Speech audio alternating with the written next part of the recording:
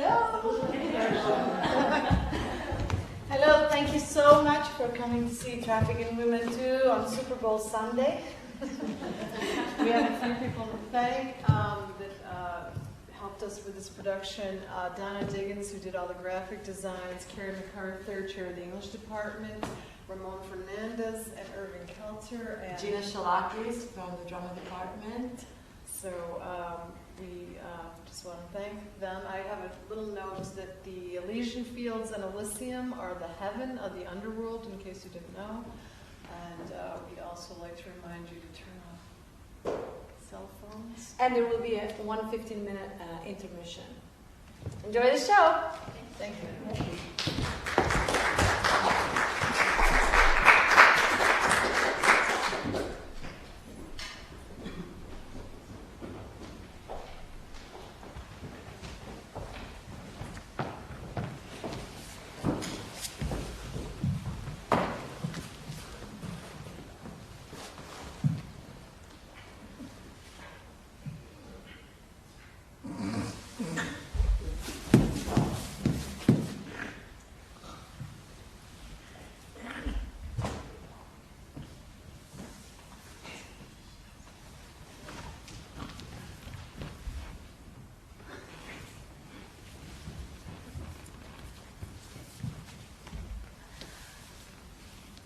Death roams like an altered state, lighter, brighter, free of weight.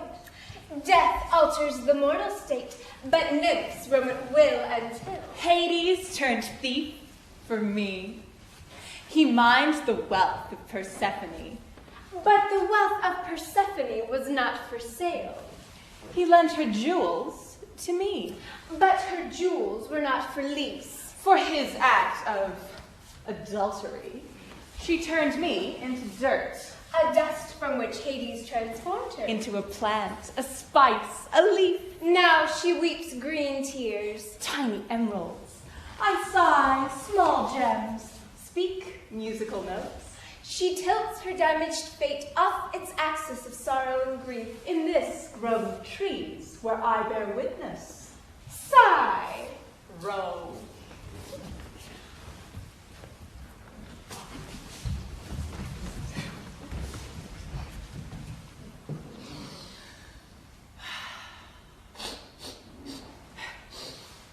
Girls, scripts, costumes, gather at the cauldron. Places front on and thrice the brinded cat hath brewed. Mewed, not brewed. Thrice the branded cat hath mewed. Branded, not branded. Oh, what the hell does branded mean? Did you read the footnotes to Symphony? No, I did not read the footnotes, Selecto. You're supposed to read the footnotes, T. Oh, is that so, Magar? According to the professor here. Hey, screw the footnotes. The teeny tiny print. Tiffany's going blind. Not. Here. Brinded means brindled or brindle. Oh, thanks for clearing that up. Just say your line, T. You don't gotta know what the words mean. Thrice the brinded cat hath mewed. Thrice and once the hedge pig whined. Harp your cries. 'Tis time, 'tis time. Round about the cauldron go. Why I'm which number one I'll never know. In the poison entrails throw. Toad that under cold stone days and nights has 31. Sweltered venom sleeping got. Boil thou first in the charmed pot. Double, double, toil and trouble. Fire burn and cauldron bubble. I hate rhyming couplets. They're so rhymey. You are trying to be difficult to Symphony. Yeah, well, it goes without saying, I'm trying to be difficult. Not with me, T. I resurrected us. I negotiated the treaty with Athena to get our powers of revenge back. Oh, such as they are. And Shakespeare's part of the deal? Nice play. The art of compromise is beyond you to Symphony, right, Megara? Don't drag me into this debate. You're both idiots. See? I said to Tisiphone, you're both idiots. No, equals, that's my point. You're not Athena the second, underground attaché to the goddess of wisdom. I'm the first woman with whom Athena's worked closely, that she hasn't turned into a spider or a gorgon. Yet. Look, oxymoron. If we don't show due respect to the courts when we raise hell, we'll encourage vigilantism, and if that happens, Athena will shut us down. It's a clause in the contract, and we signed an Ichor, aka Blood of the Immortals. So there's no getting around it. Little structure, little stage direction. And everyone benefits. We get to pursue perpetrators of evil, and Athena Gets to stall the operation. I know you're taking acting lessons from her on the side to perfect the role of a weird sister, as if she can act. She's a consummate shapeshifter and voice imitator.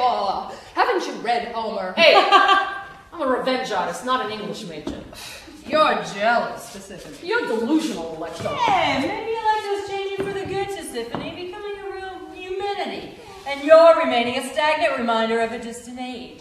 I mean, who's developing the newest twist on scare and stray reform systems? Yeah, but who's studying Kung Fu and Hapkido to use against the criminals? Tisiphone. But which of one of us came up with a forgiveness clause for wrongdoers? The mighty. Yeah, but who still thinks it's wrong to let the wicked go unpunished? The legal eagle, Tisiphone. No one wants the wicked to go unpunished, Tisiphone. We agree on that position. Oh, on paper you agree.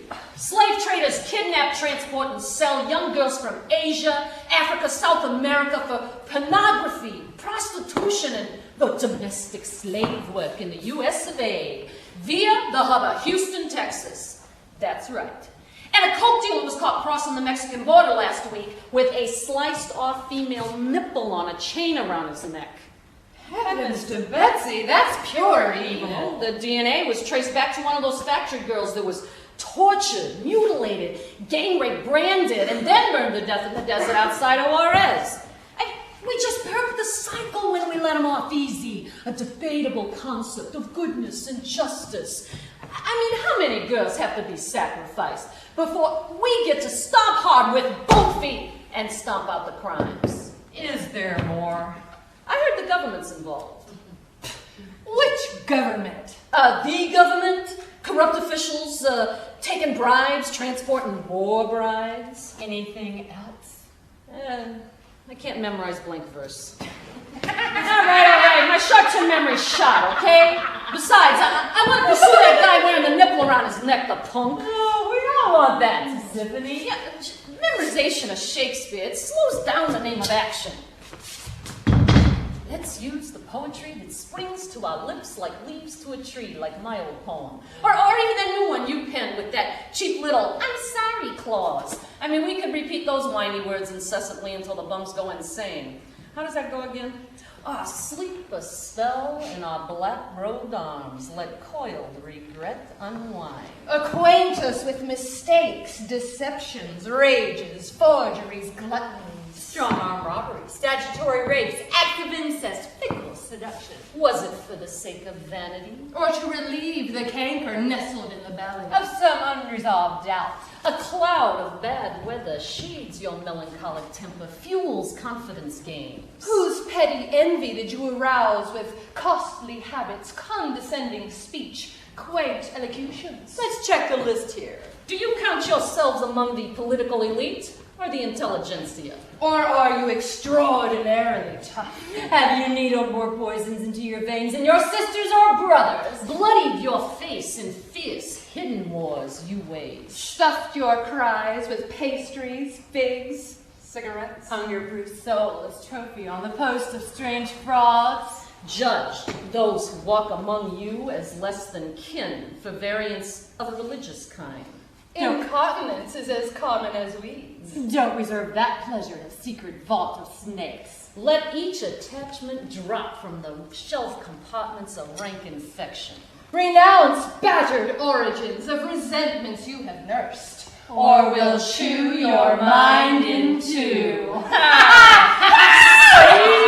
that was nice. You know, if we're going to recite poetry, let's recite our own. It's almost as exciting as by the pricking of my thumb. Something goofy this way comes. Look, Tisiphone.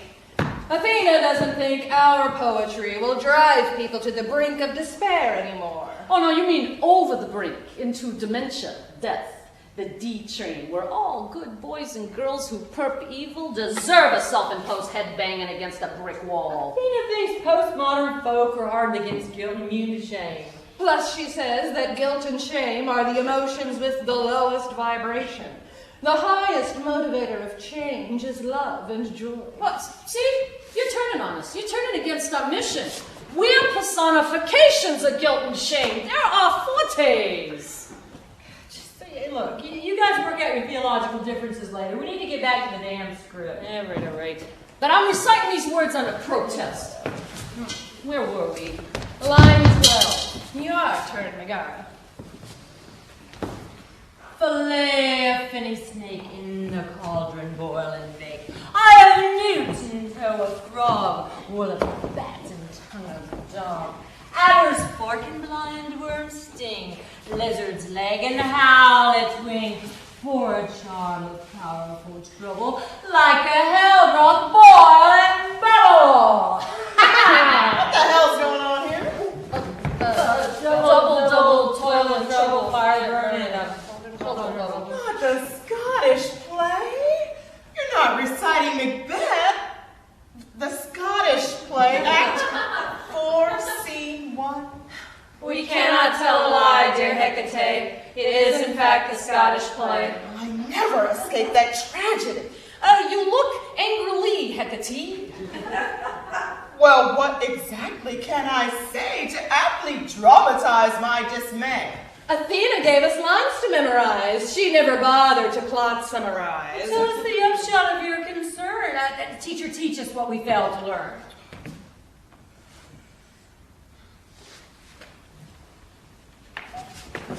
Act 3, Scene 5 of the Scottish play. Hecate begins to share with the beldams that they should beware. Saucy and overbold, how did you dare to trade and traffic with Macbeth and riddles and affairs of death? And I, the mistress of your charms, the close contriver of all harms, was never called to bear my part or show the glory of our arts. My lines from the Scottish play, see. My source of pique is your misdeed, neglecting me in new-hatched schemes. Have you three even read the play? I was a character in the play. Miscast as a witch queen instead of the sorceress and healer that I am.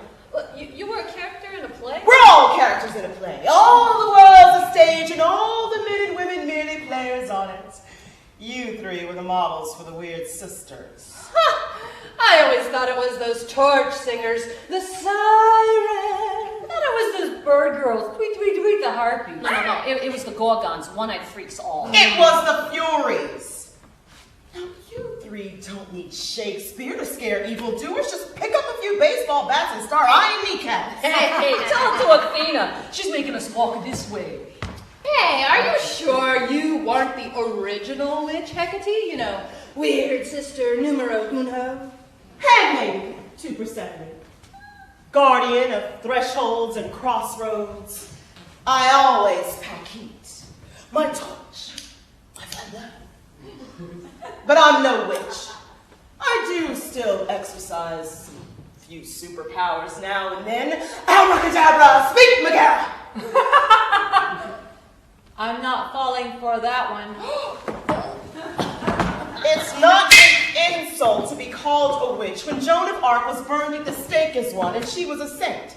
It's a nightmare for some, women's power. Oh, hey, when they band together, women are way more powerful than men. And just don't tell Apollo or Zeus about it, or Poseidon, or Hades, or Ares, or Agamemnon. Are you done?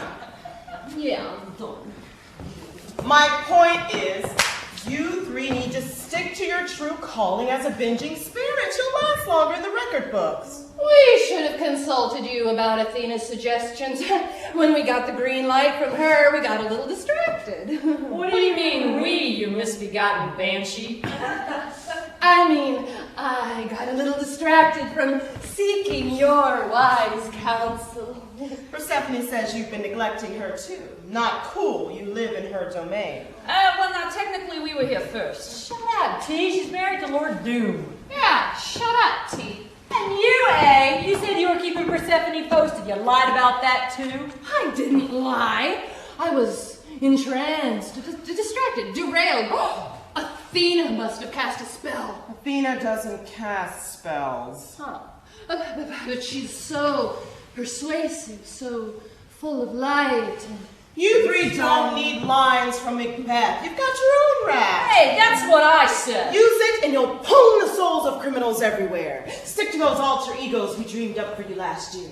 Emma Peel, Uma Thurman from Kill Bill, and the landlady from the Kung Fu Hustle. If it ain't broke, don't fix it. Now, but Athena made us put a repentance clause in our revenge contracts, which sucks. Lots of changes in the sisterhood of ancient revenge deities. New contracts, new way to call alter egos.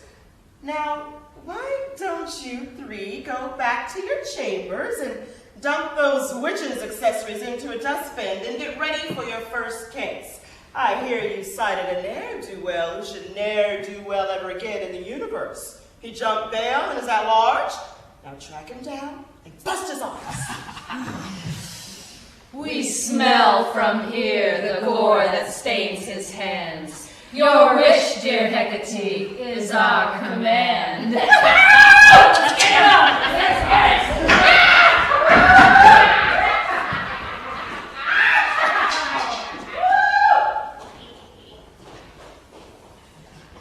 Saucy and overbold, how did you dare to trade in traffic with Macbeth in riddles and affairs of Hecate? Are they going? Yeah. What the H-E double hockey stick? What are the kindly ones doing in the fields of mourning and those get-ups? They're officially the Furies again. They worked out some complicated deal with Athena. So they were accidentally here at the appointed hour of our grief group? It's strictly coincidental. They don't know about the grief group. That would freak them out. They know that Persephone's portal to Mount Olympus is in this vicinity, but not its exact location. I just found out they haven't even read the Scottish play. Slackers. They won't find their way back here, will they? Not unless they start pining away from neglect of love, and that's not bloody likely. They're the Furies. They never play the love card. We said that about you once, H, but you proved us wrong. I hate when you bring that up. I reread the missive to your lost love last night before bed. It made me sad again. I wrote that over 1,500 years ago. It's ancient history. Maybe we'll use it here tonight. It might help Laodamia understand her plight if she's able to relate to your story. Would you be willing to let her hear your signature piece? Maybe, if there's no other way. I could recite it if you're feeling shy. How does it go again? I used to have the first lines memorized. Let's see.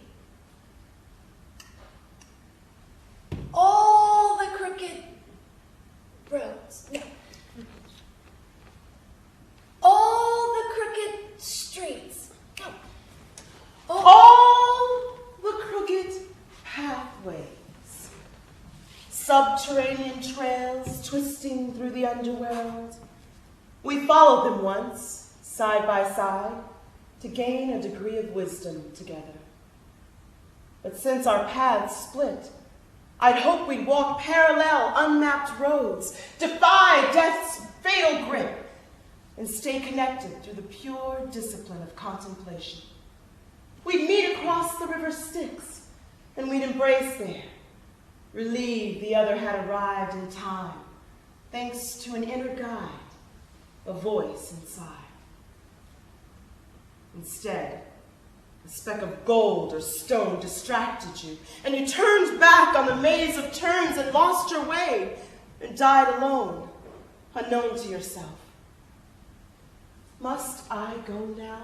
Must I backtrack narrow labyrinths to find you crazed with doubt, collapsed in some strange corner of your psyche? If I lean down, if I whisper words into the fragile shell of your ear, will you hear a familiar song and banish lonesome fear? Will you rise and finally walk these blind streets home? What if we both get lost for good? What if your weight, your lethargy of sleep, drags us down a flight of stairs and the gates crash, trap us behind an inferno of ice? Come, I will say when I see you. The nether hour calls us back from despair. Don't condemn me now to survive in splendor, ravaged by solitude. If she's smart, she'll get the picture. So, who's escorting our inductee here tonight? Cassandra and Yocasta, but they're late. By the tolling in my ear, 3 women's souls now appear. Hecate. Welcome all. Oh, Psyche, I didn't know you'd be here. Yes, I thought only Persephone could ascend and descend through this portal. My name means soul. All souls wander in Hades, where my immortal status was born. Persephone gave me the rights to her threshold when I was deified. Wow, that's really cool. I'm fond of the underworld, mostly because I almost died here when I was immortal. On a mission from Aphrodite. A quest designed to kill her. Say on. Read the classics, kid. They're housed here in a huge underworld library. I've read Homer. Well, don't limit your reading to the heroes, kiddo. You'll miss the tale of the female heroic like Psyche's story. Her name is the root word of psychology. Have you heard of Freud? Yes. He's the one who said women were the unknown continent, right? Sounds like lunacy to me, not to mention a heresy against women. Tell your story, Psyche. As mortal, my beauty rivaled Aphrodite's. Jealous, she hired her son, Eros, aka Cupid, to infect me with the poisoned arrow so I'd fall in love with a monster. According to some accounts, Eros accidentally pricked his own finger. But his version is that when he was about to strike me with an arrow, he was suddenly struck down by my beauty and fell in love. Ah, romantic, isn't it? 2 fates converged at the nexus of destiny and chance. Reminds me of me. Aphrodite thus lost her son to her enemy. Eros whisked me away to his palace, wooed me at night, and left before dawn. He forbade me to see his face or know his name, and this secrecy vexed me. Long story short, I betrayed his confidence and he caught me. He flew away saying, Love never thrives where mistrust lies. After months of waiting, I sought help and was sent to Aphrodite. She gave me 3 impossible tasks, the last of which was my journey to the underworld to fetch a box of Persephone's youth serum. Of course it was a setup. No such cosmetic exists. In the words I composed eons ago, I placed a flat copper under my tongue and closed my eyes. The flavor of metal seeped into my mouth like blood. I plucked the wafer out and gave it up to Charon. He pulled his ferry across the river Styx as if I weighed no more than 21 grams. To survive Gloom's wilderness, I brandished a torch. I knelt down before Queen Persephone to beg a gift for love's queen, the secret of youth. a box of night she gave me, disguised as a beauty potion, with the caution not to open the lid as I backtracked tenebrous paths out from the undergloom. Beneath the weight of mission, I suffered the dizzying math of envy. Why must Aphrodite alone benefit from magic? So I opened the box and fell asleep to dream forever. Mix failure with weakness, then multiply. Only the gods can save us anyhow. Since the tangled tragedy of youth, it's been severe the tasks I've paid. As above, so below. Godliness requires sacrifices of time, wealth, beauty, youth. I surrendered it all. It all came back to me as wonder, joy, wisdom, gratitude, art. A beautiful boy, son of a splendid, jealous mother. Eros whisked me out of doom when he saw that I risked my life to earn his heart. He woke me up, immortalized silly, mysterious me, soul of souls, Psyche. A fortunate fate. For the fool I was especially. You're like me. You went all the way to Hades for the love of a man. Whereas I went to hell for a man. 2 men, really. 4 if you count my 2 sons by my first son / second husband. We know your grim Oedipal tale, Yocasta. But love was traditionally the battleground on which women competed for honor. That playing ground is shifting now, as are the plains of war. But there is a connection between us, Laotomia. Our stories are joined by this twist of rope. We both journeyed to the land of death to rescue love from the strong forces of fate. Well, there's a connection with me too, right, Psyche? Perhaps a negative reflection at best, Yocasta. But I killed myself. Laotomia, what of your story? My husband's death, the first of the Trojan War, fulfilled the prophecy ensuring the Greeks would win. Protesilaus and I were married a couple of weeks before the war began, and then he was called up for tour of duty. Cassandra said that you would want to hear my story. Addressed to my husband, I set it down years ago.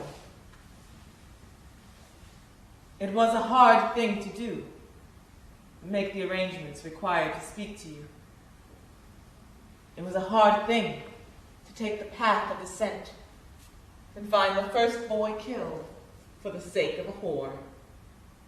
First man dead in a 10-year war. It was hard to pursue you into death, to find your shade at the Gulf of Styx waiting to get to the other side. It was a hard thing to do, but better than boiling in a bed of tears. I found you, standing still among the men come down to death from the plains of Ilium. You stared when I whispered my name into your ear. Who? You said. Wife, I said. Wife? You asked, as if it were an unknown noun. The marriage pact, a parlor vow you'd long ago outgrown. Your wife, I said. I said it twice before you blinked and asked if Troy had yet to tumble down. No, your head is hurt, I said. I'm lost, you said. You're dead, I said, not lost. It was hard to snap you out of death's black trance and plot our union in the afterlife. It was a hard thing to persuade a ride across the waves to the other side.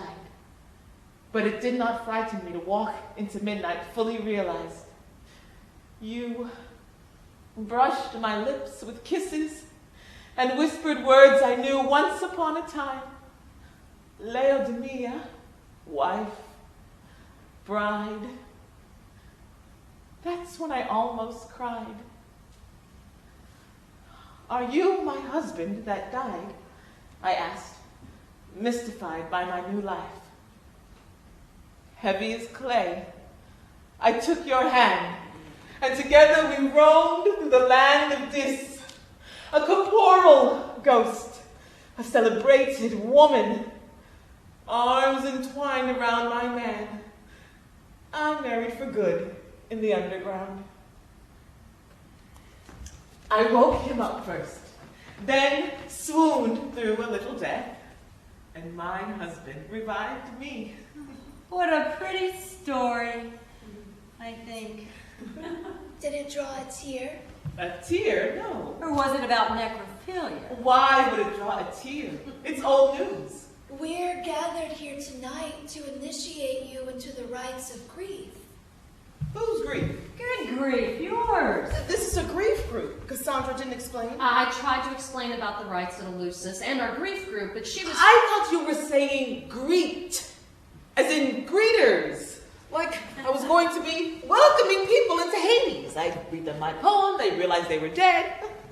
Not a bad idea. Then can I please be excused? I'm not interested in grief. There's a reason why we invited you here tonight, specific to your story. You're kidding, right? No, we're dead serious. See, that was a joke. No. It's time for you to soften your heart. By shedding a few tears. It's going to lead to a dimensional shift for you. I don't even know what a dimensional shift is. Okay, my turn then. I have been longing for a dimensional shift. No, go. Laodamia's up to bat here. Why me? I black out when I cry. I have seizures. I gag. So you too prefer death to dishonor. Crying is natural for mortals. Look at infants, they cry. Some event must have curtailed your instinctive use of tears to relieve emotional pain. Perhaps. But look, I walked into Hades to defy death.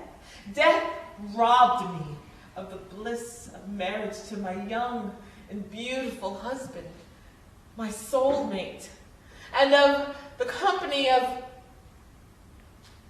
Well, I said fiddlesticks to death. I said fie to the shame of bereavement. If I broke down and cried, I'd melt, thaw, and resolve into a dew.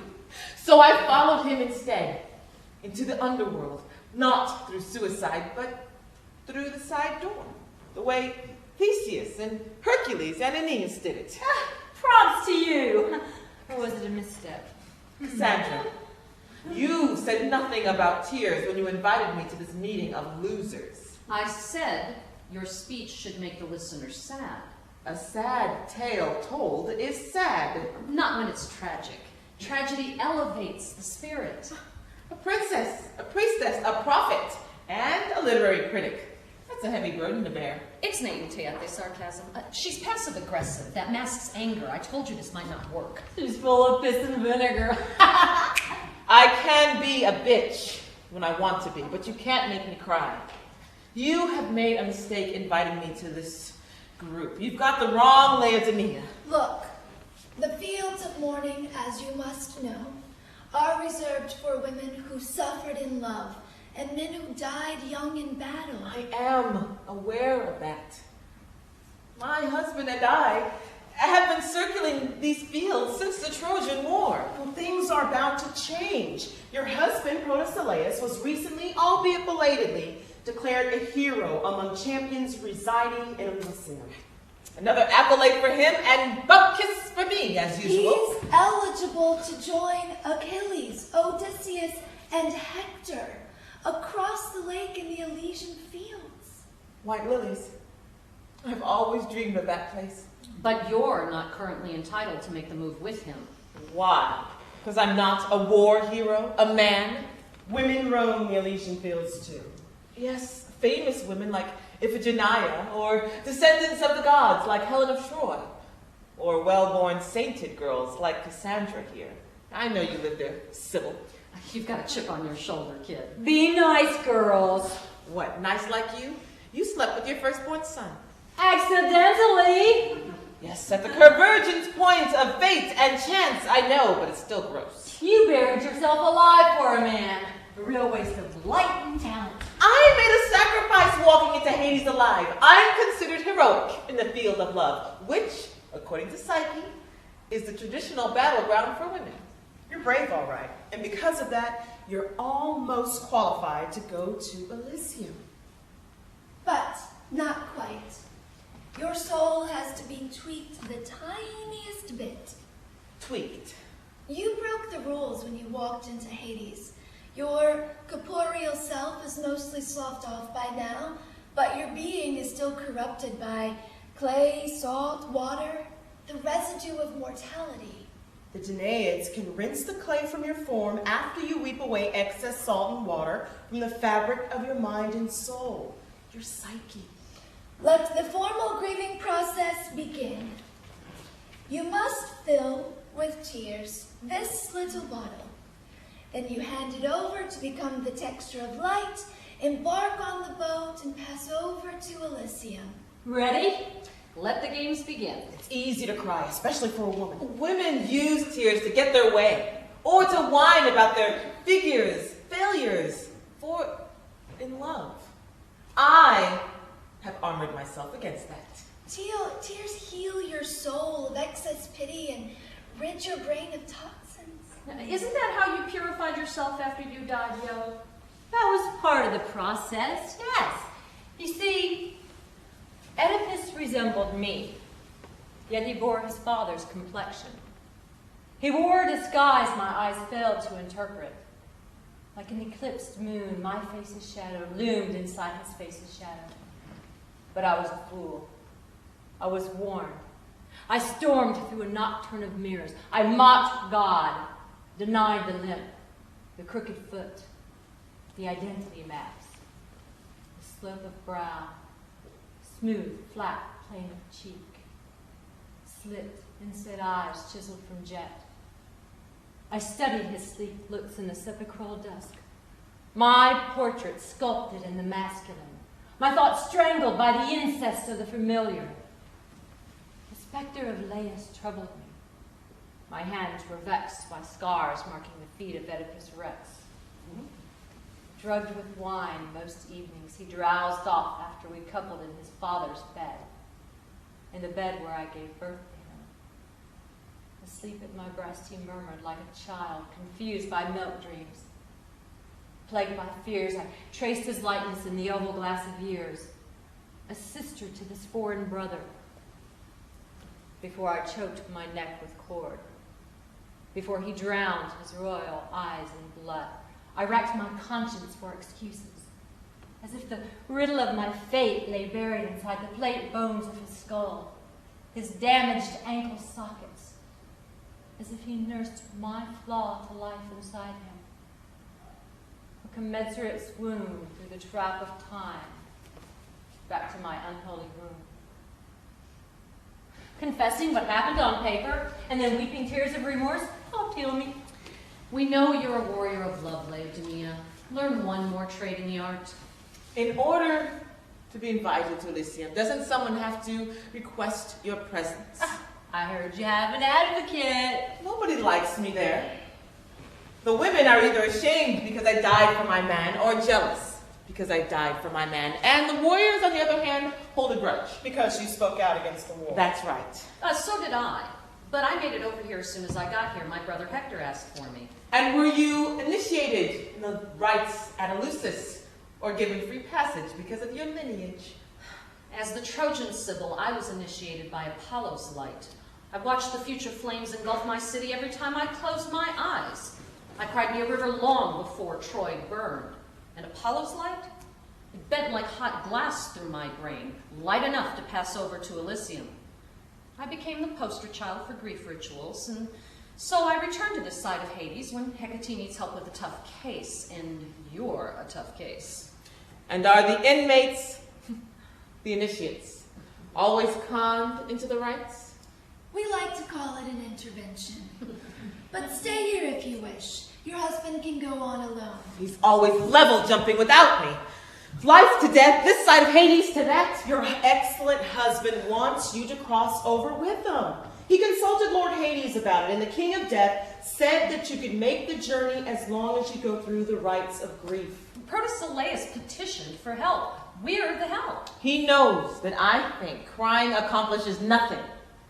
When the going gets rough, I get going. I negotiate my way past obstacles or take action. Weeping is an action. No, it's an inaction.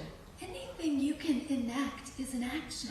Actors and actresses often weep on stage. Since they enact actions, case closed. Actors fabricate sadness, Brainiac. But listen, I weaseled my way into Hades. Couldn't I talk my way into the Elysium? Talk is cheap. Tears are jewels here. The glints embedded in the cliffs are tears of mourning, compressed, crystallized into gemstones. Tears are precious drops of your soul's anguish. They radiate light when set free. That's the light by which we see. The last time I cried, it caused me actual pain. That's a given. Where did it hurt? Somewhere in here. Oh, it hurts when you cry, Laodamia. That's the feeling of the soul releasing its grip on the pain of mortal grief, the sadness of being. But a couple of stinging leaks from the eyes, A few heaves from the chest, 15, maybe 20 minutes of sharp pain. You sigh, you sob, you sling snot, and then it's over. I wonder what your trauma was, dear. A burden lifts, a wave drops, and then you're good to go to Elysium, land of light and flowers. Sit here, Laodamia, and let's all think sorrowful thoughts.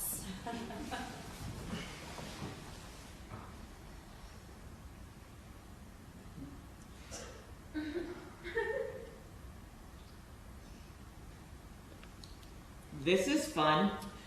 sarcasm is a defense. Against cruel and unusual punishment. No, that's anger. Sarcasm masks fear. Of anger. Or boredom. Boredom also masks fear. You must be afraid to cry. What happened to you the last time you cried? Try to remember. Must I remember? It's not necessary, but it might help. If it comes, it comes. If not, it won't. Let's all get super emo for now. It was easier to cheat death than to sail to the field of dreams over there. Cheat death again, Laodamia. Travel with your husband to Elysium. Weep a few tears. Into this miniature glass bottle. Does anyone have an onion? Tears wept from cutting onions lack the chemicals found in tears of grief. They don't count. Don't you feel sad when you think about your husband relocating without you? Yes, yes, give me that vial. And I was just getting used to the fields of mourning. The dank atmosphere, the shadows. It's comfy here, isn't it? So you prefer gloom to light, then? I'm nocturnal by nature, but I'm not the only one. Persephone prefers night to day. She can afford to indulge in a preference for darkness. She travels through the Elysian fields during her stay here and visits Mount Olympus 2/3 of the year. That's a world of light up there. What about you, Yo? You live here in the field of mourning. Do you like it? Oh, I love living in the dark womb of the earth. It's so cozy.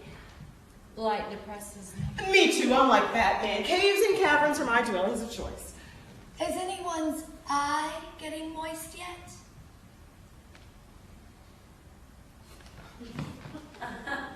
I'll look like a victim. No, you won't. And so what if you do for a minute? It's temporary. People who play the martyr annoy me. Because they remind you of you. I don't want your pity. Good, I'm fresh out. Concentrate, women.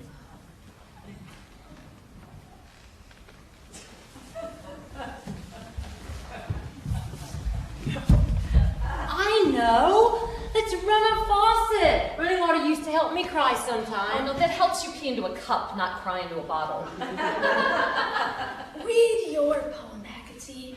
Or tell Laodamia what happened to you and the man you loved.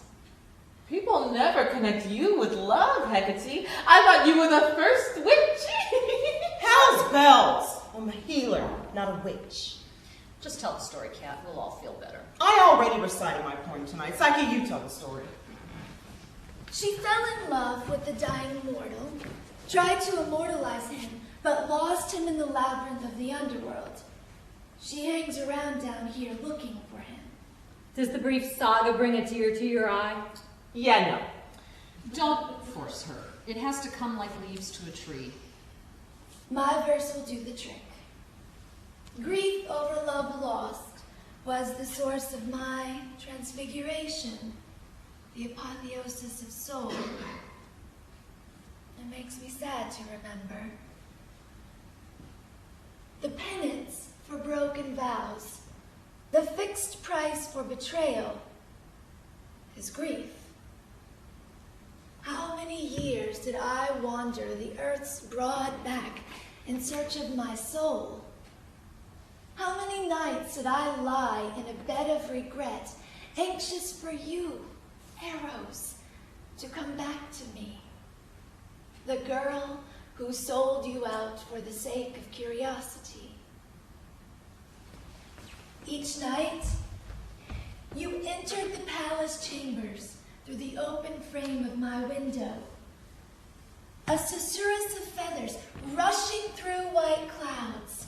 You'd fly into my body, wrap arousal's pink flesh in your passion's strength, electrify the darkness with the brilliant jewel-like flash of a god. Into the cave of my ear you whispered secrets, all but the one I longed for most, your name. You admitted your cupidity in love, matched my confessions of vanity kiss for kiss. How many hearts broke for you before this? You, the lustful offspring of time's bloody sea foam. But I clasped you to me like a secret treasure, innocent in pleasure, innocent, most innocent in sin. Once, I said we defied gravity, floated beyond human meddling. And then I invited my sisters to visit. Suspicion set in. Their memory of prophecies miscast the facts. So I sharpened a sword, held lamplight on your deathless face. My journey into mythos and insight began with the loss of your love, dear. Fear was the secret name I bestowed on you, husband. The monster I married lived inside my brain. Doubt, gossip, excitement, a restless, perverse quest for danger cast shadows in my heart. I acted out and lost you, stranger. Since then, it's been severe, the price I've paid. A copper coin, a beauty potion, a box of Stygian sleep, symbols of a woman's passage into contrition, graceful self-recognition. Immortal saint of love, your heart knew no treachery in wooing me. Your pure love is what I worked for. It's what I groped about the darkness below the earth in search of. Psyche, I salute you.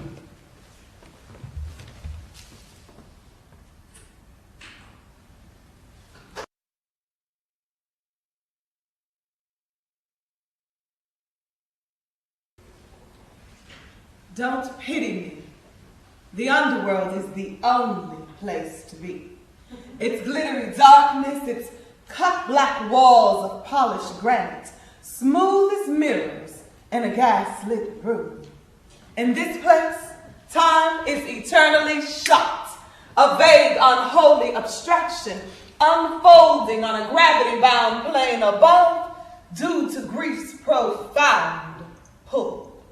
Its indeterminate mass and weight hidden away in the vaults of the subterranean.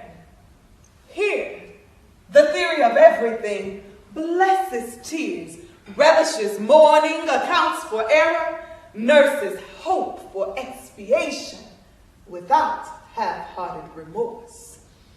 Grief is a gift to those who find peace here.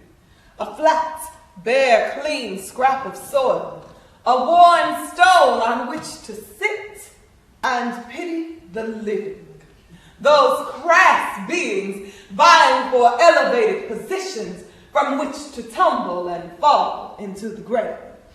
Down here, kings beg forgiveness of beggars who understand loss, who've grown accustomed to its rich coffers, its silent shuffling songs, who've long ago prepared to be nothing forever. Even I, a daughter of Zeus, entered this realm through passages that shattered my notions of privilege and power, the fabricated edifice of self I had composed as a chaste young virgin. Here, we come to comprehend the true nature of freedom. Here, lamentations ring off walls glazed with 1,000 amethyst tears. Here, the dead feel the relief a sob brings. They wring their hands, work their mouths, remember, and grow wise with me. We eat pomegranate, drink melancholy, celebrate the end of war in this domain, the triumph of love's regeneration. Nothing my impeccable mother has to say can persuade me to prefer Olympus, populated with heaven's light-drenched gods, until the promise of spring's increase turns me upside down.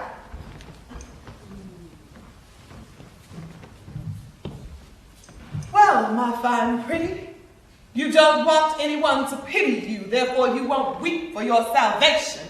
Is that it? Yes, Your Highness. Your wizardry. Your Majesty. Are you willing to cry, unwilling to cry, or willing to be willing but unable?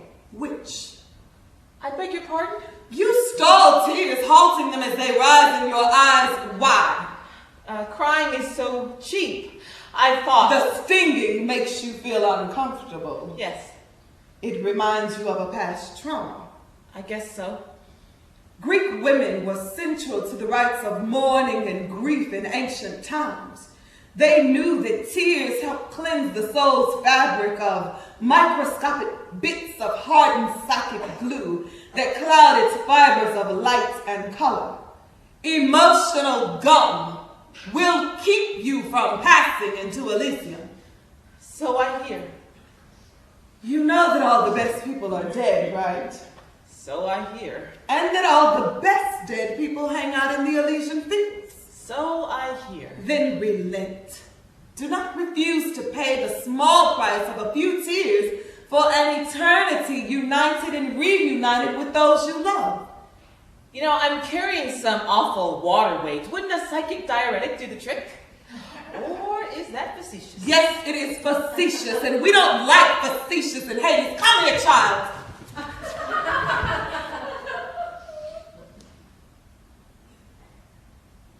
You are blocked from remembering how to cry.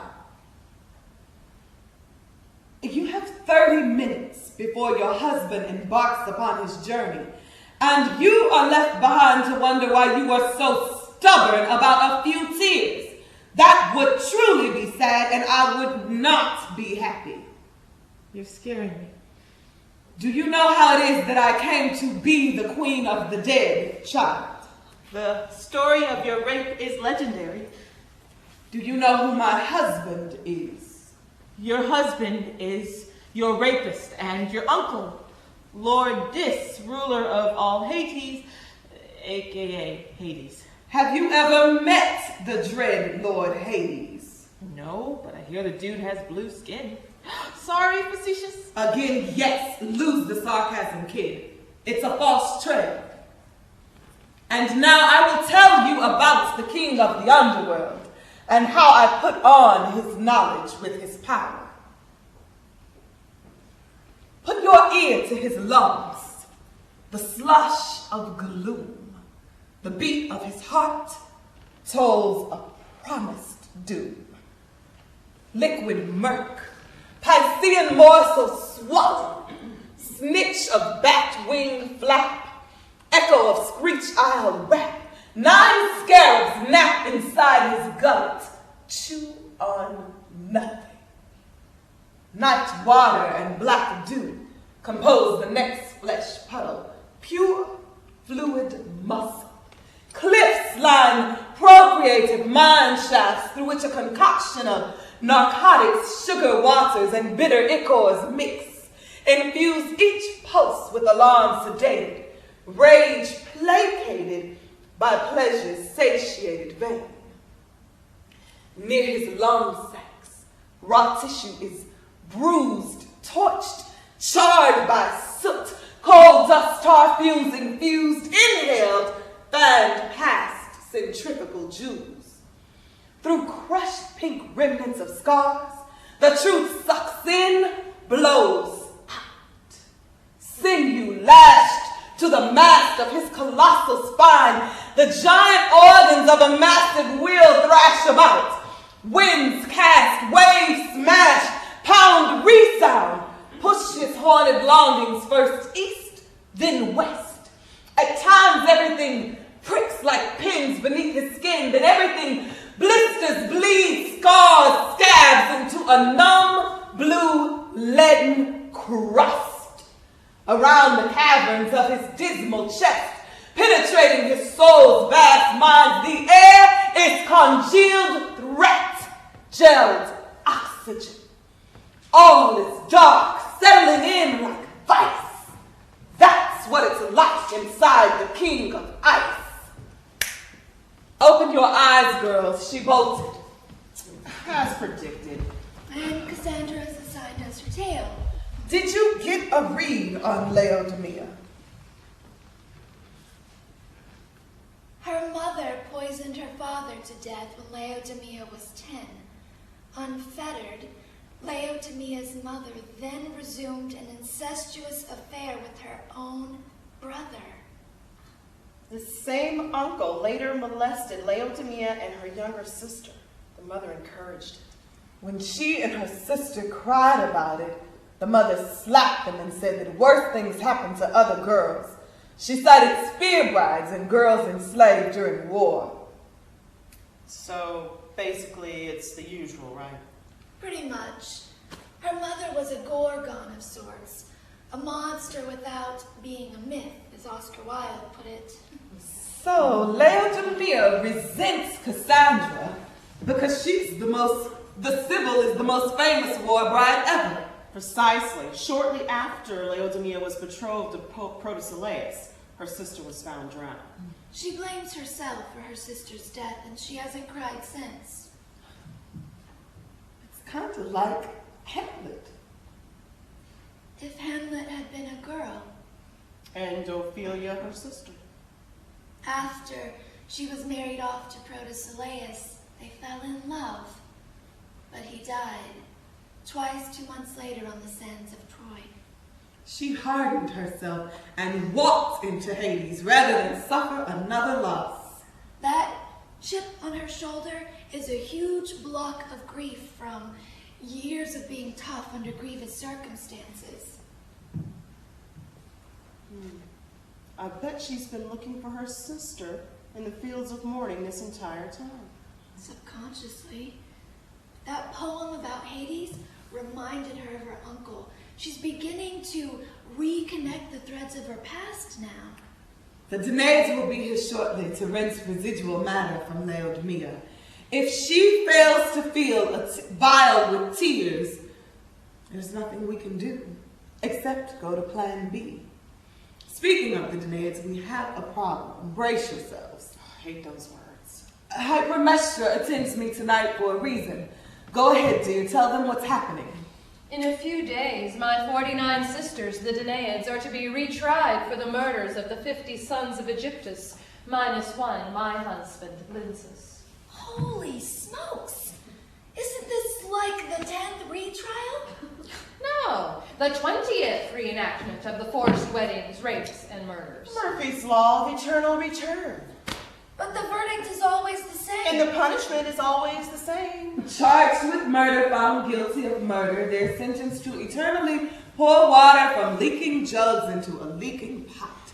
Gratefully, they were never sentenced to Tartarus and are allowed to roam the fields of mourning. My sister's pitiful situation is a daydream from which they cannot awaken. The retrial will be an absurdist play. They'll answer questions in a daze, and then the process to deport them to Tartarus will begin. You've heard their mantra, right? Everybody's heard their mantra. No, I mean really listen to it. They actually like pouring water into a vase that leaks. It's true. They're like the Stepford wives, minus the Ajax. But the question is, who is trying to disrupt the Danaids' destinies now, and why? I suspect the Furies made a deal long ago that the Danaids suffer wedding night reenactments at retrials as part of their eternal punishment. But I thought the Furies were on our side to move my sisters into the Elysian fields. My sisters are considered heroines in some quarters for championing women's rights to choose a husband on their own terms. Those darn Furies! Was I tutoring them or were they training me all these centuries? Whose side do they line up on, the left or the right? You can't pwn the Furies. They flop on whichever side they want in the name of justice and revenge. They only pretend to take direction from us. But in the case of the Danaids, they committed a blood crime when they killed their cousins/husbands. The Furies specialize in the pursuit of blood criminals. But the male cousins raped the female cousins before the females killed them. The rapes were the first blood crime. And rapes require blood vengeance. So the Furies would weigh in for the Danaids then? Let's hope so. As a rape survivor, I frown on any flesh crimes, especially rapes. But let's look at your story, Hypermetra. You didn't kill Lynceus. You all enjoyed a happy union on Earth and a celebrated union in the afterlife. Contrary to cynical views, it was because he didn't rape me on our wedding night. It went like this. As if in a dream of action, I would have killed him. I would have pulled the knife from the knot of bedclothes and bled his veins on our wedding sheets. Ordained by our father, my sisters and I were sworn to kill the 50 sons of Egyptus in the forced marriage lock of our bloodlines commingling. And I could have pulled the blade across his throat and watched him bleed into a sacrificial cup, his eyes pinned open in disbelief as the chalice brimmed with ruby juice once sluiced inside his skin, suddenly spilling its uncoagulated viscous sap into my savage hands. And if he had ravaged me as his brothers raped my sisters, I would have done it. But when I bid him put away the phallus of the wedding night until I gave the sign, he said my wish was his command. As the moon rose and set over the sea that night, it became the planet, the star, white orb of our conjoining, a glow, a dawning over the world's horizon lines. I showed him my knife. He revealed his father's plan to strangle us after a bloody romp. He refrained from killing me, I refrained from killing him. It was a miracle the way we fell for each other, each sworn to kill the other in our connubial bed. I was the only sister to escape rape, the only one who did not slay her husband to revenge the offense, the only Danaid tried and acquitted in Athens for disobeying her father's decree, the only one to go unpunished in the afterlife. And he, my husband, the only one of 50 brothers who fell in love with his wife in enough time to spare her honor, save his life. Because, as if in a dream of action, I would have murdered him as I was ordered to do that night, taken up the knife and lifted it in the air. A bloody affair. You're a lucky woman. Blessed by fate and the gods, like me. Water, still on water. Oh, I hear the Danaids drawing near. What should we do? No, you nuts. We'll disperse or act like a sieve and they could sift through. They're like raptors. If we don't move, they won't see us. You're thinking of a T-Rex. Girls, focus. Hecate. See if Cassandra needs help with Laodamia. Then put out an APB on the Furies and get their stance on the retrial. We'll meet back later to set up the play. Will do, my queen. Psyche, return to Olympus and get the scoop from the cloudy palace of the gods. Good call. Adios, dreaded goddess of death. Hypermestra, head back to the Elysian Fields and see if you can find out who's behind this retrial business. As you wish, my queen.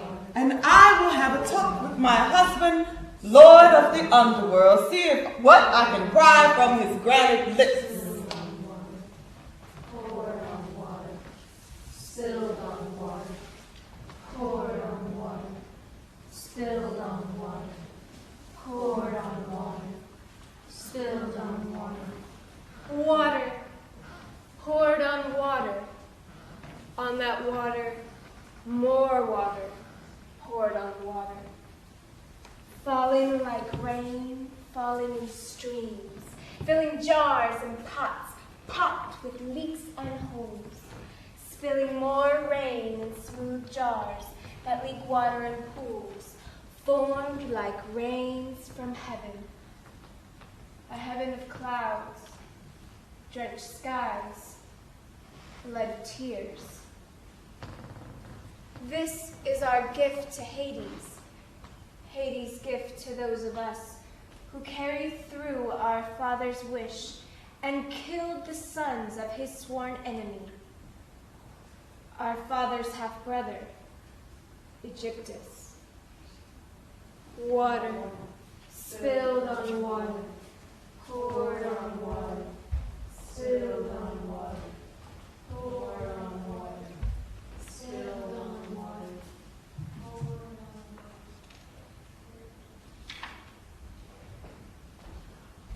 Any sign of the kid? She's lost, but she's headed this way. She should be here in a few minutes. What you reading? Oh, nothing much, really. Oh, hell no. Not Macbeth. Will I never escape this play? Never mind that. You heard about the trial coming up, right? Persephone told me yesterday. And you know that you're to serve as part of the defense team. I'm not pleased. Persephone knows I lack empathy for those women.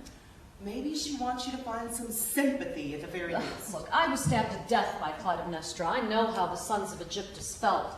Knives coming in and out of your flesh, your eyes filled with blood, while your victor smiles, slashes and hacks at your hands, your chest, your throat. I pity those men.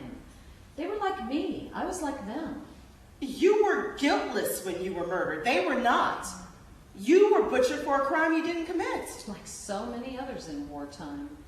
I was forced to share a bed with Agamemnon, and that's why Clytemnestra killed me. A woman who's victim of a man kills another woman victimized by the same man. Where's the logic? Well, in the case of the Danaids, the sons of Egyptus raped the girls all but one. The boys were lawfully married to the Danaids at the time. It's still rape. It's a consent issue. I mean, when you yelled halt in the middle of the act with Apollo, he stopped on a dime. But no one believed my prophecies after that. I could have saved Troy had it not been for Apollo's curse. But killing a human being, even if he rapes you, isn't that beyond the pale? It hurts to forgive, but it has to be done, doesn't it? Well, in the case of the Danaids, the sons of Egyptus planned on killing the girls after deflowering them. An oracle like you warned Danaus, and Lensus confirmed it with Hypermestra. So it was self-defense, a preemptive strike on the part of the girls. Besides, this time around the jury is all women. First time ever. They'll understand how the Danaans felt. Women are capable of the same crimes as men. You were murdered by a woman, so you're sensitive. But statistically, women commit fewer crimes, have better credit ratings, service records, smell. And that makes us better people? Hell yeah, statistically. I'm sticking with my own experience of reality. Look at Laodumia's mother. Defending murders of either sex is not my forte. Well, the Furies will serve as the prosecutors again. I have to round them up. Meantime, we need to consult some lawyers. Oh, well, that'll be easy. Hell is crawling with them. But can we find one that won't beg for 1 hour of reprieve for every billable hour of advice? Well, that shouldn't be too difficult. Don't bank on it. Oh, hello, my fine pretty. Oh, look what the cat dragged in. Oh, it's almost go time. Laodamia, is that vial of yours half empty or completely empty? Bone dry. But you're a prophet. You must have foreseen this fiasco. Persephone's poem scared the bejesus out of me. It reminded me of my childhood. What about it? My uncle was a terrifying man. I don't want to talk about it. Did you remember to say goodbye to Yocasta? That dingbat. Where did she go? She slipped away to round up my mother and sisters and send them to us. Not Hecuba, Queen of Troy. The only mother I ever had. Not that we got along very well back then. But she's bringing my sister Polixena and my sister-in-law Andromache, Hector's wife. Why does this lineup sound so grim? Well, they're coming here on a dare. A bet to see which one of them can make you cry. No one can make me cry. I have to do that by myself. Are you willing to try yet? As long as it won't hurt. Maybe they can help. They're here. Polixena, Andromache, thanks for coming. Hello, Mother. Glad you could make it. Far-sighted prophet, frigid and fretful daughter, greetings and salutations. So, who goes first? Me. Me! Come on, you first! They'll have to throw for it, right, Cassie? Of course, Mother. Square off, girls. Sure thing. Rock, paper, scissors, shoot! Scissors. Draw. Go again. Rock, paper, scissors, shoot! Rock. I win. 2 out of 3. Go. Rock, paper, scissors, shoot! Scissors. I've got you back. Rock, paper, scissors, shoot! Scissors. Rock. I win. Well, you sure stick to your guns. I mean, your scissors, don't you? They're figurative for me. They're symbolic, associative, reminiscent, Chill. backshadowing. Chill. Go ahead, Andromache. When, with smoke and mirrors, the gods conspired to let my husband Hector die, Achilles dragged his slaughtered corpse from the sacred gates of Ilium. When the barbaric Greeks plundered Troy for the price of a trolley. When the towers fell into heaps of kindling. When they tossed my boy's body from the roof of Ilys's burning tower. When I was chosen by lot and dragged off as a slave. When, with those left from the court of Hecuba, I watched her youngest daughter sacrificed at the tomb of the man who killed her son. The man whose son killed her husband Priam. When, with impunity, these things were done, I took one step near the fire and asked why the fates declined to let me die too. A coward before the flames, I was made concubine to Prius. My womb obeyed the laws of nature, not the maps of blood. In bed, I sated my husband's murderous son and bore him a child, a Greek prince, to replace Astyanax, my son by Trojan Hector. The word irony is a flat, cold stone on a mother's tongue. I am not made of bile. I cannot carry a grudge. For this I am disremembered in the literature of girls who cut their hearts into bitter shapes and then rankle against the power of men until they become like men inside bitter female bodies. Then tell me to hate men, hate government, hate soldiers, priests. But I wasn't born with a black heart. my gut doesn't churn rebellious songs. I don't want power. I want nothing whatever to do with war. Euripides says I am the consummate survivor, a woman who suffered greatly, still suffers greatly, yet lives on, reproduces, grants pleasure to her man, cares for women and children, excuses a husband's lust for other women, for war, because what else is there to do? Turn cold? Do not ask me to gain the attribute I admire least in men. We cannot curb their wayward spirits, but we can persevere through the countless unremembered acts of kindness that mark our gender with signs of grace, signs of woe. That's a tearjerker if I've ever heard one. Did it bring up a sob or the comrade of a sob, kid? Couldn't we use someone else's tears? Mother, your turn. Hey, I've been through hell, kid. I lost all 20 of my royal children. If my story doesn't do the trick, your soul is made of adamant. Let's see. How does this go? I protest. I weep and protest, beg and protest, fume and protest. Yes, I protest. Have you heard of me? Force, weaponry, armory, strategy, all the accoutrements of war clinged inside my ear like tinny machinery, breaking down the walls of Troy.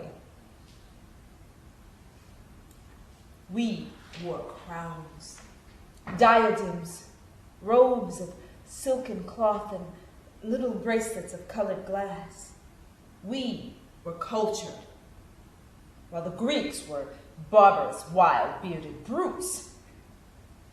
Could the gods favor primitive tribes over us, the envy of the world?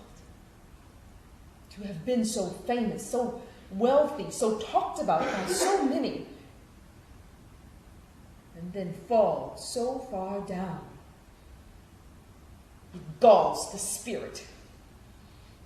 I protest. I want it all stopped, arrested, painted in an arch that ends the tale before the tale is ended, so that we may remain noble, glorious, refined, immune from the clash of metal, the crash of stone, so that I might not lose Hector to the drones of strife this time through, so that I might heed my daughter's black warnings and change the course of war before the battle's done. Then end my days in song instead of howling like a bitch. There. Done. Did that draw a tear, Livia? I'm afraid not, Hecuba, though I do not envy you. But I was turned into a hound. My grief froze my face into a dog's snout, my body into the trunk of a cur. I was the Allen Ginsberg of my day, howling away at the way things were. Or, isn't that sad? I am sympathetic, but you're making me laugh, not cry. You can't get blood from a stone. Oh, now, don't exaggerate, Mother, just because you couldn't get her to break down. So Laodamia stays here. Big deal, it's not that bad. I live here part of the year. She's Greek, I'm Trojan. There is Etruscan and Ethiopian, Polynesian. So what? We all get along in the afterlife. It's a huge melting pot. It's like the real New World. Zip it, Mom. We would have been out of the Trojan War in a month if it hadn't been for your spiel about how Paris, the most beautiful youth in the world, deserves Helen, the most beautiful woman, and the Greeks are freaks anyway. And of course, Zeus is on our side. Just let Polly speak. At the tomb of Achilles, I found my altar bed. He wooed me, then died by my plot. Poisoned by the arrow my brother Paris shot into his unsanctified heel. When Troy fell, his shade haunted Greek commanders in dreams of vengeance. He said, my sacrifice, as his war bride, stood as his share of plundered loot, fitting tribute to his efforts on field of battle. My hands have always been my favorite attribute. Next, my feet, my breasts, shoulders, hair, throat, entry point of the knife that cut my voice out, drained my flesh of blood for the sake of the dead. Before they drew the knife across my throat, I bared my breast as Iphigenia bared hers. 2 birds, 2 doves spattered with blood. My death an odd duplication of hers. The first letter, last word. First death, last loss. Trumpet blast, final taps of war. Drops of my blood caught in a bowl and poured into his grave's black ditch, fed Achilles' unsated thirst for glory. Poor drops, poor blood. As I lay dying, I watched them fall. I heard their sad spill bid farewell to the earth. I felt my wide-open eyes fade the promise of youth, grow old instantly, grow cold and distant, as one who looks into the ancient cave of a distant age, the vacant tomb of her own undoing. My soul set sail for death's dark shore, ripped from my tender flesh like an ode to joy, stolen from the mouth of Orpheus. Poor boy,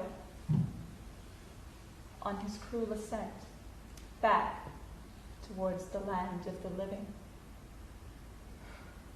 Anything? Anything at all? Anything? Anything? Thanks for trying me, Familia.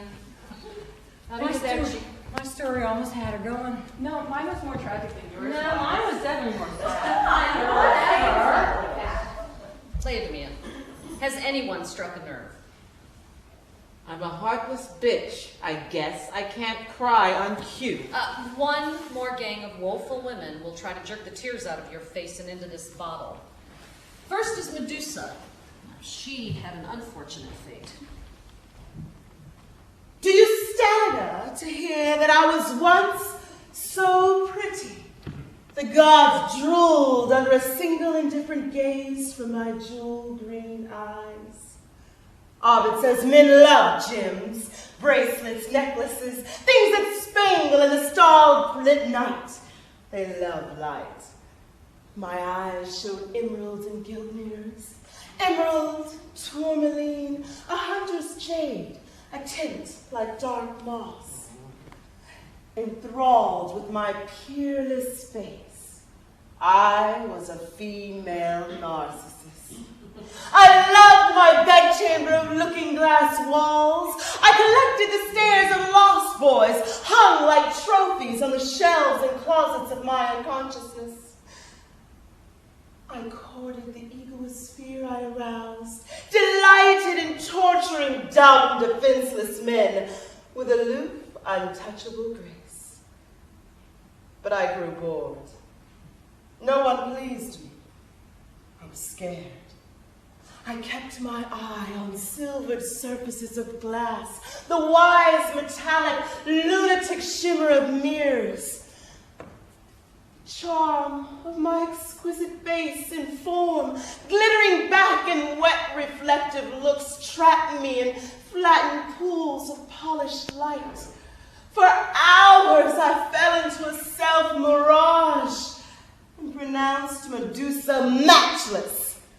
world of men's regard. Once, a vaguely perceptible wrinkle appeared, marred my smooth complexion. I saw how time would nick and tear at my skin with horrible, irreversible scars. Did I close my eyes, see my hair curled to asp, my face a mask? No, I was no sibyl, no seer. I cursed Athena and her mortal status, her lack of beauty, and when my envy flew up the channels connecting earth to sky, she punished me with snakes. Out of my jealous brains they broke, hissing at air, at wind, at men, horrible wasps, poisoned serpents like stinging rays. I saw the childish, tortured shape of my soul too late. My eyes blanched to mirrors bleak as shattered glass. I was a gorgon, a freak. Aren't you forgetting one detail? What is this, a confession booth? Oh, yeah. I slept with Poseidon in Athena's temple.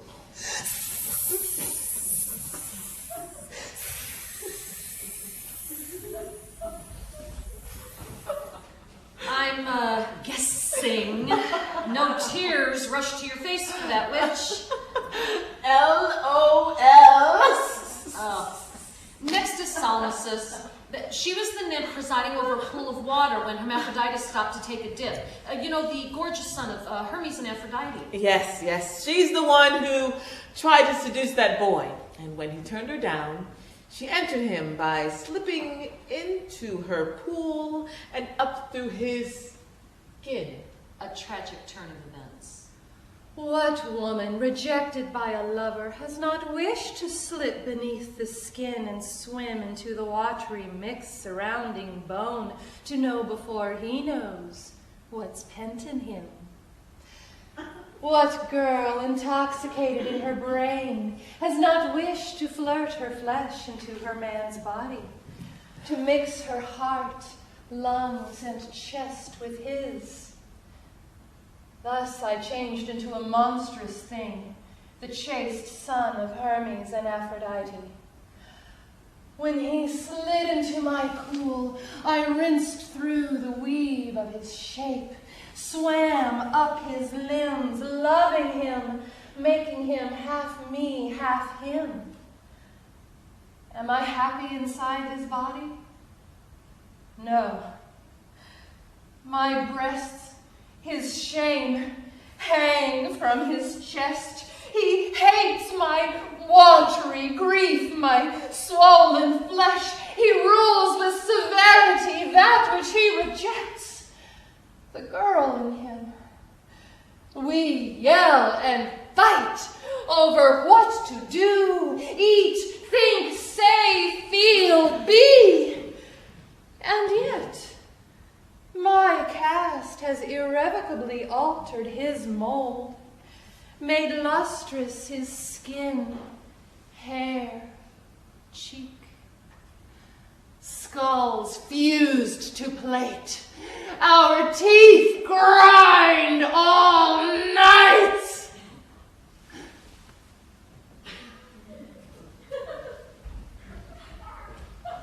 You're freaking me out, Cassandra. I was hoping the freaking you would respond to the freaking her, but listen to Arachne. Now, Arachne was transformed into a spider for challenging Athena to a weaving contest. It's meditative to perform small acts with little twittering bird-like fingers. It's contemplative to pull filaments of wool, spin a wheel, twist bright strands to thread. It's introspective to crisscross weft with warp, to weave the shuttlecock back and forth. It's spiritual, a form of prayer, to tie the truth to art and craft, to weave in cloth the facts of what gods do to virgins, as swan, bull, snake. They seduce girls and boys. Then burn them up, set them afloat. Hatch from their wombs immortal twins of trouble. Attach hind legs and bid them run on all 4 feet. I had a point to make in challenging Pallas to a weaver's duel. Designing plots coils the chit-chat trap of mine. Stitch a line, sew a verse, reverse paradoxical time, catch a sublime knot inside the plowed path of an internal rhyme. It was ill-fated to choose a loom as weapon against the gods. I took a stab at immortality and framed my doom. Lost in craft, I felt divine. As if in service to a godlike art, I crossed the dreaded transparent seam that divides mortal from immortal. But the transfiguration of the weaver, who dared oppose Athena, only to hang herself when the goddess ripped her art in two, tells the tale of a spiteful fool. I could have fashioned scenes of Olympian pity with my thread, but instead, I transcribed in a mirror of satin glass vile acts that could not be justified, explained, excused. It was to accuse the gods in a fair contest that I took on the goddess of craft. How apt is my punishment.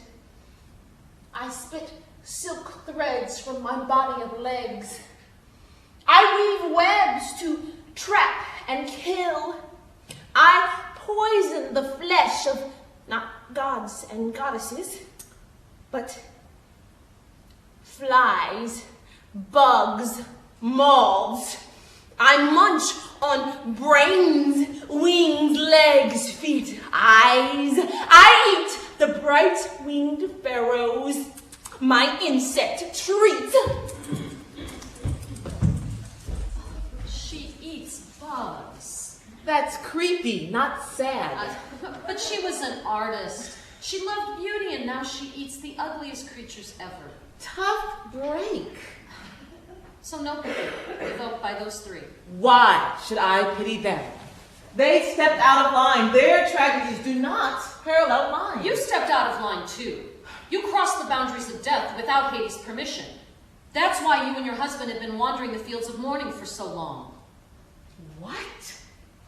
Explain, please. We've been trying to tell you.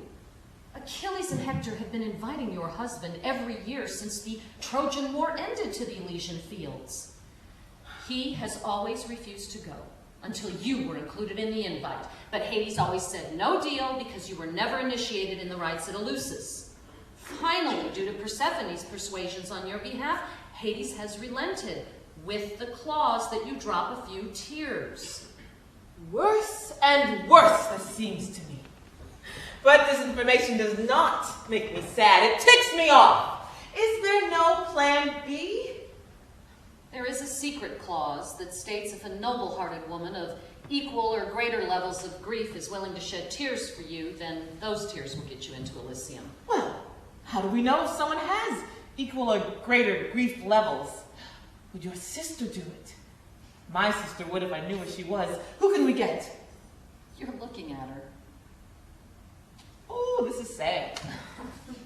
Ironic. My tears can bail you out of here, but I volunteered before we met. Now that I know you, I'm not so sure I can draw tears on your behalf. Cassandra, when your sister Polexena spoke, I remembered. I swore I would never let myself feel another stab of grief when my sister drowned herself. And then when my husband died a couple of months later, I converted my sadness into moxie, and I charged into Hades. Laodamia, your sister is over there in Elysium waiting for you. Release your sadness. It's part of being. You feel it, you release it, you let it go. We don't want to feel it, but grief, it enriches and transforms us. After all, it was a hard thing to do. Survive the years locked in closets hung with your uncle's lustful dreams and your mother's prurient schemes. It was a hard fate to accept, the repetition of nightmare, the forfeit of innocence to a monstrous pair. It was a hard thing to witness, the same brutal treatment dished out to your younger sister in her bed beside you, to listen to her weep and beg to be delivered from a wretched destiny night after night. It was a hard loss to take, the drowning death of your sister when she was only 10, and you were too young to save her from the shameful slavery her youth had become. It was a hard thing to survive your childhood.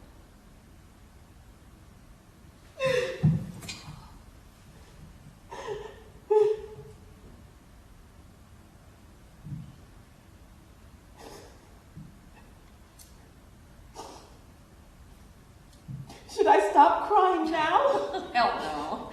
It's a cellular release you need to enjoy.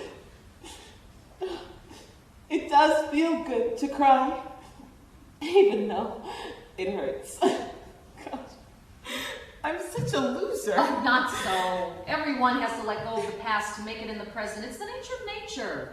Look at the leaves falling from the trees each year, even here. The Elysian fields are lovely, and your sister awaits you. I wondered why I never found her here. Well, you girls were prisoners in the domestic war zone of your childhood. Immediately upon her arrival here, she was whisked off to the Elysian fields, and she's been hoping to see you ever since. Today she will. Oh, I'm so happy. And I was so sad a moment ago. But now I feel so light and full of joy. Even though there are still tears in my eyes. How can I ever repay you for helping me? Oh, no, Lee. But, oh, I hear the Danaans coming. Wait here. Wait here. They're going to escort you down to the shoreline after they rinse you clean for the trip. Well, what about you? I want you to be there for the crossing. Oh, no, Hecate and I have to consult with some lawyers. I'll see you in a few days. Farewell, Cassandra. I'll miss you. Farewell. Give my love to your sister. Spilled on water, poured on water, spilled on water. And by this water, and through this water, and with this water, may your clay be cleansed, your fear be gone, your grief be lost, your faults laid clean, your sorrow rinsed, your love renewed, your joy restored, your soul revived, your spirit healed, to sail on forth across to the other side of water, spilled on water, poured on water, spilled on water, poured on water.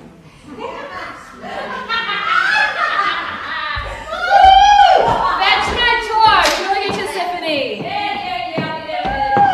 We really showed that guy, didn't we? Oh, he'll think 457 times before he ever hurts another woman.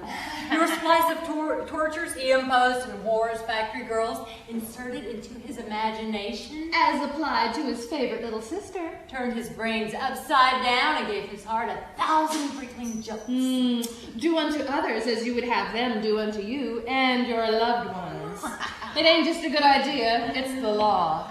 Speaking of the law, the retrial's all set, right? Yes, sir, Reba. Our wee little plan is chugging along. Oh, stagecraft, stage managing, performing, it ain't half bad. Hey, you know, Hecate and the Olympians think the Scottish play was Athena's idea. And that we're at war with each other. Athena agreed not to blow our cover. That'll work in our favor at the retrial. Smell what I smell? A little grief group got Laodamia to cough up a few tears. Finally. They think we don't know about their little underground grief group. Not to worry. Grieving griefs will never catch on with mortals on earth. It hurts too much. Good thing for us. If it ever did, we'd be out of business. Again. It leads to forgiveness. And that's a sham if ever there was one. No one forgives anyone anymore. working revenge, flexing muscles, hatching vengeance against the evildoers. Oh, it's more fun, more natural. And that's the way, we like it. Speaking of the way we like it, this time at the retrial, it'll be an all-female jury for the first time. They'll be a lot harder to fool than men. Hey, we're not gonna have to fool them. We're gonna guide them into the right decision. Yeah, but you know what? If they're Sibyls, we're gonna have to do it delicately. We'll have to play our cards close to the chest. Oh, hey, speaking of cards, anybody up for a game of spit? Ugh, your timing's way off, Tiffany. Yeah, let's catch some Z's. We'll strategize our next move of this confidence game tomorrow. Okay, I get the hint. But I know what I'm gonna be dreaming about. Chasing down those punks that traffic in women. Oh no, yes, some nighty night, sweet revenge queens. Oh no, yes, some nighty night, sweet sisters.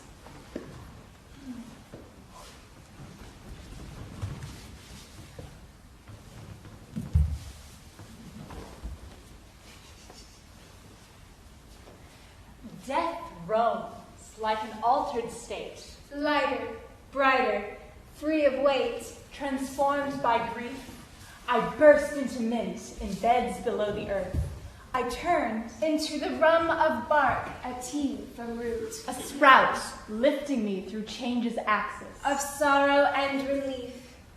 For some, death is a black despair, A stone, a cellar, a curse. an anchor weighing down the flesh. Until faults grind them into a dust, a paste, an end. But for us, death is a transformation A procession of change. and a shift for the blessed. To the isles of the blessed. It's a dimensional move, an altered state, It's lighter, brighter, free of weight.